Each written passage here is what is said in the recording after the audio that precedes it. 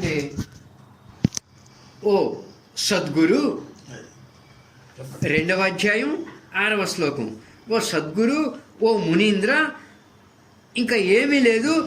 ఏ ప్రకారంగా ఏ విధంగా అయితే చెరుకు రసంతో తయారైనటువంటి పంచదారలో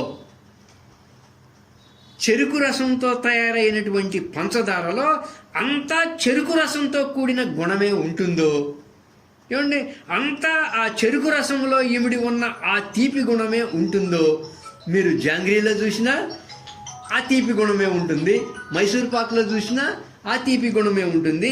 అలాగే ఆ చెరుకు రసంలో ఇమిడి ఉన్న ఆ తీపి గుణమే ఉంటుందో, అలాగే విశ్వం కూడా, అంటే నాలో ఉన్న చైతన్యమే ఈ విశ్వమంతా ఉంది.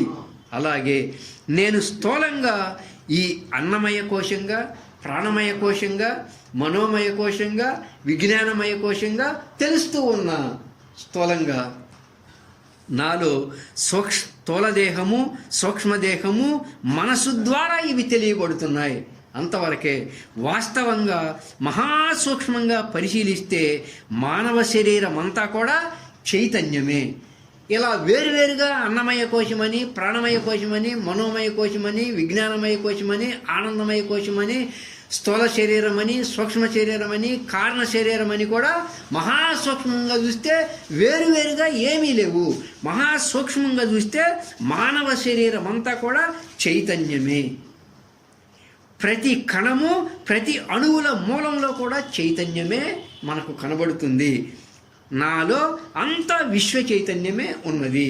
ఇదే విశ్వ చైతన్యము సమస్త విశ్వము అనంతంగా ఉన్నది. ఏమండి, అంటే అనంతంగా ఎల్లప్పుడూ ఈ విశ్వ చైతన్యమే అన్ని పదార్థాలలోనూ, నామరూప జగత్తులోనూ ఉన్నది. ఎలాగైతే అంటే పంచదారలో ఎలాగైతే చెరుకు రసం గుణం ఉంటుందో, అంటే ఆ రూపకంగా చూస్తే పంచదారతో తయారైన వాటన్నిటిలోనూ చెరుకు రసం యొక్క తీపి గుణమే ఉంటుంది. మనం విడిగా స్వీట్స్, అనేక రకాల స్వీట్స్ని ఎలా చూసినా కూడా పంచదారలో ఎలాగైతే చెరుకు రసగుణం ఉంటుందో, అలాగే ఈ జగత్తులో అంతా విశ్వ చైతన్యమే ఉంటుంది అని, ప్రతి పదార్థములోనూ విశ్వ చైతన్యమైనటువంటి బ్రహ్మమే ఉంది అని, సమస్తము జగత్తులోని జగత్తులు, పంచభూతాలు అంత అంత అంత విశ్వ చైతన్యమే ఉంది. అంటే విశ్వ చైతన్య బ్రహ్మమే ఉన్నది, ఆత్మస్వరూపమే ఉన్నది అనే భావాన్ని బోధిస్తూ ఉన్నారు జనక మహారాజుల వారు. అద్భుతంగా అతి తేలికైనటువంటి ఉపమానాలతో 2వ అధ్యాయం 4వ శ్లోకం, 2వ అధ్యాయం 5వ శ్లోకం, 2వ అధ్యాయం 6వ శ్లోకంలో అత్యంత తేలికైన ఉదాహరణలతో ఈ జగత్తంతా, నీ శరీరం అంతా కూడా విశ్వ చైతన్యమే నిండి ఉందబ్బాయి అని చెప్తున్నారు. ఇది 2వ అధ్యాయం